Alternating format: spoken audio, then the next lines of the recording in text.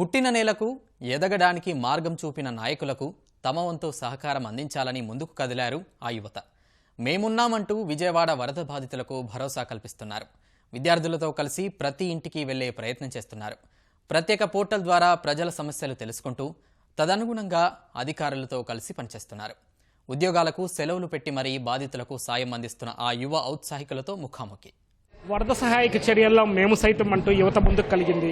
ఏదైతే హైదరాబాద్లో ఉన్న ఐటీ ప్రొఫెషనల్స్ విజయవాడ వచ్చి ఎవరైతే వరదల్లో చిక్కుకున్నారో సాంకేతిక పరిజ్ఞానం వినియోగించి వాటిని బయటికి తీసుకొచ్చే చర్యలు చేపట్టారో వీళ్ళకి తోడుగా వివిధ కళాశాలలో చదువుతున్న విద్యార్థులు మేము సైతం అంటూ ముందుకు వచ్చారు.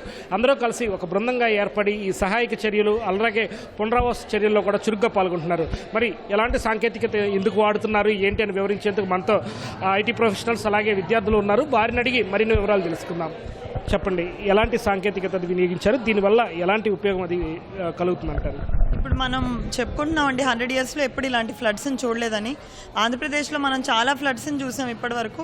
ప్రతిసారి వాలంటీర్స్ వస్తున్నారు, ఏదో ఒక సపోర్ట్ చేస్తున్నారు, వెళ్తున్నారు. అలా కాకుండా ఒక సస్టైనబుల్ సిస్టమ్ ఒకటి బిల్డ్ చేయాలన్న ఉద్దేశంతో టెక్నాలజీని ఇంప్లిమెంట్ చేద్దాము ఈజీగా రికవరీ అవ్వడానికి అన్న ఆలోచనతో AP flood volunteer management system అనేది మేము ఒకటి డెవలప్ చేసామండి ఐటీ ప్రొఫెషనల్స్గా. సో దీని ద్వారా ఏంటంటే వెళ్ళిన చోటుకే ఫుడ్ వెళ్ళడం, లేకపోతే మిస్యూజ్ అవ్వడం, అసలు లేని చోట అసలు ఉండకపోవడం, ఇలాంటి ఇష్యూస్ అన్నీ రిజాల్వ్ చేస్తూ మేమందరం కూడా 16 డివిజన్స్ ఏదైతే హైలీ ఎఫెక్ట్ అయిన ఏరియాస్గా డివైడ్ చేసుకున్నామో వాటిలో ఫుడ్ అందిన ప్లేసెస్ని గ్రీన్గా, ఫుడ్ అస్సలు అందని ప్లేసెస్ని ఫుడ్ లేకపోతే మెటీరియల్ అస్సలు అందని ప్లేసెస్ని రెడ్గా, మోడరేట్గా అందిన వాటిని ఆరెంజ్గా కేటగరైజ్ చేయడం ద్వారా రెడ్గా ఉన్న ప్లేసెస్కి ఇమీడియట్ హెల్ప్ వెళ్ళే విధంగా మేము ట్రాకింగ్ ఎప్పటికప్పుడు ఎవ్రీ 3 అవర్స్కి అక్కడ ఉన్న వాలంటీర్స్ మాకు ఇచ్చే డేటాని బట్టి అప్డేట్ చేసుకుంటూ ఎవ్రీ 3 అవర్స్కి వచ్చే ఫ్రెష్ డేటాని బట్టి వాళ్ళకి వెళ్ళే పంపిణీ కూడా జరగటం అనే ఒక సిస్టమ్ని మేము మేనేజ్ చేశాము. అదేవిధంగా ఆ సిస్టంలోనే మనకి ఎమర్జెన్సీ కాంటాక్ట్స్ కానివ్వండి, గవర్నమెంట్కి సంబంధించిన షెల్టర్ ఇన్ఫర్మేషన్ కానివ్వండి అన్నీ క్లుప్తంగా పెట్టడంతో పాటు కంప్లైంట్స్ ఏమైనా రైజ్ చేసే ఒక స్కోప్ను కూడా మేము అందులో క్రియేట్ చేసి బ్యాక్ ఎండ్ మానిటర్ చేసుకొని ఇమీడియట్గా అడ్రస్ చేసే ఒక మెకానిజంని పెట్టాం. ఇది నిన్న మన హానరబుల్ చీఫ్ మినిస్టర్ గారికి చెప్పగానే ఎసెన్షియల్ కమోడిటీస్ డిస్ట్రిబ్యూషన్ ఈరోజు స్టార్ట్ అవుతుందని, దాని ట్రాకింగ్లో ఈ సిస్టమ్ హెల్ప్ అయితే ఇంకా ఎఫెక్టివ్గా ఉంటుందన్న ఉద్దేశంతో మమ్మల్ని సపోర్ట్ అడగడం జరిగింది.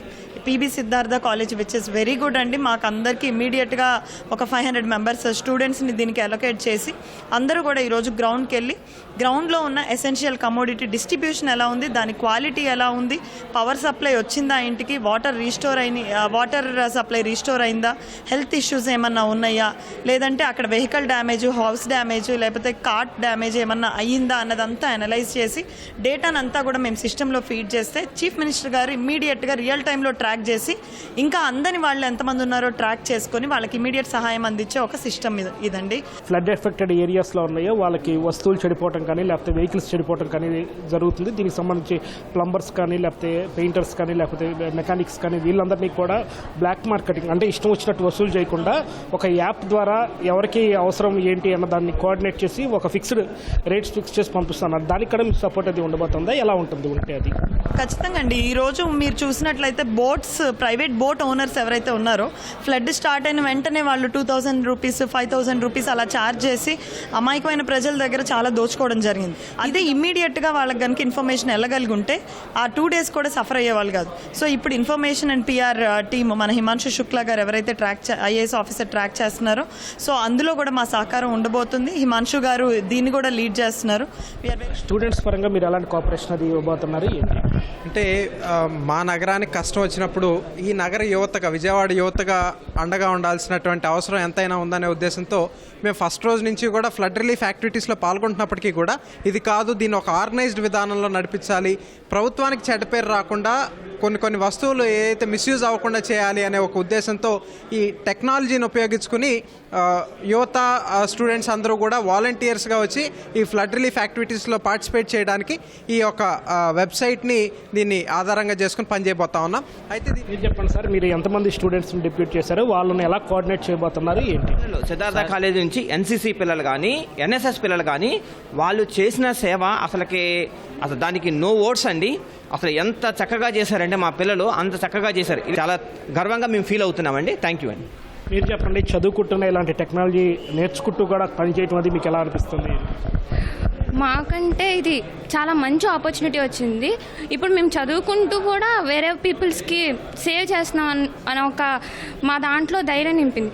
మళ్ళీ ఏంటంటే ఇవాళ మాకు వచ్చిన ఆపర్చునిటీ ఏంటంటే తెలుగు వింగ్స్ అసోసియేషన్ వాళ్ళు తెలుగుదేశం పార్టీ నుంచి వచ్చి మాకు పీపుల్కి ఇంకా దగ్గరగా వెళ్ళి వాళ్ళకి అన్నీ అందినవా లేవా అలాగా అనేది ఒక కొత్త ఇది వెబ్సైట్ ఓపెన్ చేసి దాంట్లో నుంచి మేము వర్క్ చేసేలా చేశారు. నాకు తెలిసి పీబీ సిద్ధార్థ కాలేజే కాదు, అన్ని కాలేజెస్ పనిచేస్తున్నాయి. ప్లస్ అందరికీ ఏంటంటే 4 days నుంచి కంటిన్యూస్గా వర్క్ చేస్తున్నాము. కానీ స్టూడెంట్స్లో ఒక్కటే వచ్చింది, మాకేంటంటే ఎంత వర్క్ చేసినా ఇంకా వర్క్ చేయాలి, ఇంకా మేము పీపుల్ని సేవ్ చేయాలి, వాళ్ళకి హెల్ప్ చేయాలని చెప్పి అనుకుంటున్నాము. అంటే ఇలా గవర్నమెంట్ తరపు నుంచి ఇలా హెల్ప్ చేయడం అనేది ఇది ఫస్ట్ టైం కాబట్టి మేము చాలా హ్యాపీగా ఫీల్ అవుతున్నాము. అది అందరికీ పీపుల్కి హెల్ప్ చేసే అవకాశం వచ్చింది, అది మనం ఉండే దగ్గరే మనం హెల్ప్ చేసే అవకాశం వచ్చింది కాబట్టి చాలా హ్యాపీగా ఫీల్ అవుతున్నాము. ఇంకా ఫర్దర్ కూడా ఏమన్నా కావాలి అని అనుకుంటే ఎవరికన్నా help we are ready to do. చెప్పండి, ఈ యాప్ ఎలా తయారు చేశారు, ఎలాంటి ఆలోచనలతో ఇది పుట్టుకొచ్చింది అంటారు? దీనికి ఎన్ని రోజులు పట్టింది ఈ యాప్ అది డిజైన్ చేయడానికి? నా పేరు సీతారామరాజు మంతెన అండి. నేను Telugu professional wing state organising secretary.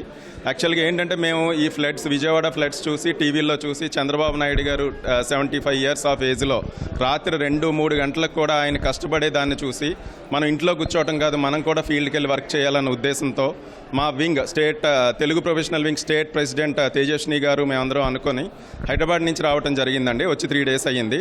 వచ్చిన తర్వాత మనం సర్వీస్ చేద్దామని మనం వచ్చాం. కాకపోతే ఇక్కడికి వచ్చిన తర్వాత మనం ఎవరిని అప్రోచ్ అవ్వాలి, ఏం చేయాలి అన్న క్లారిటీ లేదు. ఫుడ్ ఉంది, ఎక్సెస్ ఫుడ్ ఉంది, వేస్ట్ అవుతుంది. కాకపోతే కొన్ని చోట్ల ప్రాపర్ డిస్ట్రిబ్యూషన్ అవ్వట్లేదు. వాలంటీర్స్ ఉన్నారు, అది కాకుండా డోనర్స్ ఉన్నారు, వాళ్ళకి ఎక్కడ డొనేట్ చేయాలి, ఎవరికి ఇవ్వాలన్న క్లారిటీ వాళ్ళకి కూడా లేదు. చాలామంది వాలంటీర్స్ అప్రోచ్ అవుతున్నారండి సర్వీస్ చేద్దామని చెప్పి. వాళ్ళకి ఏ ప్లేస్కి వెళ్ళాలి, మనం ఏం చేయాలన్న క్లారిటీ లేదు. అందుకని ఇదంతా స్ట్రీమ్లైన్ చేయాలన్న ఉద్దేశంతో మేము సర్వీస్ చేయటం కంటే ఇదంతా స్ట్రీమ్లైన్ చేయాలన్న ముఖ్య ఉద్దేశంతో ఒక యాప్ క్రియేట్ చేద్దామని చెప్పి ప్రొఫెషనల్ వింగ్ తరఫున డిసైడ్ అయ్యి వితిన్ 24 hours యాప్ క్రియేట్ చేయడం జరిగిందండి. సో మేము సేఫ్గా ఉన్నాం కాబట్టి సేఫ్గా ఎవరు లేరో విజయవాడలో ఎక్కడైనా ఫ్లడ్స్తో ఎవరైతే ఎఫెక్ట్ అవుతున్నారో వాళ్ళని సేవ్ చేయడం మన సేఫ్గా ఉన్న వాళ్ళందరి బాధ్యత. సో మేము వాళ్ళకి హెల్ప్ చేయడానికి చాలా రెడీగా ఉన్నాం ఎన్ఎస్ఎస్ నుంచి. ఇది వరద సహాయక చర్యల్లో మేము సైతం అంటున్న ఐటీ నిపుణులు, అలాగే యువత విద్యార్థుల స్పందన. కెమెరా పర్సన్ సైదాతో VSN Krishna, ETV news, Amaravati. Over to studio.